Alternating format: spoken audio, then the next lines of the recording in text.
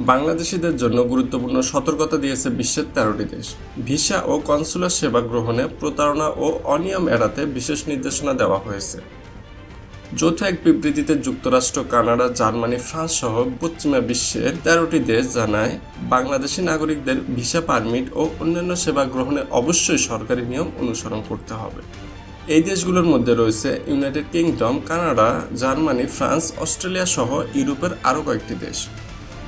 বিবৃতিতে বলা হয়, জাল কাগজ ব্যবহার, লাইসেন্সবিহীন এজেন্টের সহায়তা নেওয়া কিংবা অনুমোদনহীন প্রতিষ্ঠানে অর্থ প্রদান থেকে বিরত থাকতে হবে।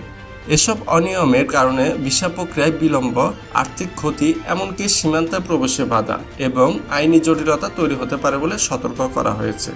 আরও বলা হয়, কোনো দেশের দূতাবাস বা মিশন কোনো এজেন্টের সাথে সংশ্লিষ্ট নয়। বিশেষ সুবিধা দেওয়ার দাবি করে এমন মধ্যস্থতাকারীদের উপর নির্ভর না করার আহ্বান জানানো হয়েছে। তাই বিদেশগামী বাংলাদেশিদের প্রতি আহ্বান, সচেতন হন, নিয়ম মেনে ভিসা আবেদন করুন, প্রতারণা থেকে নিজেকে রক্ষা করুন।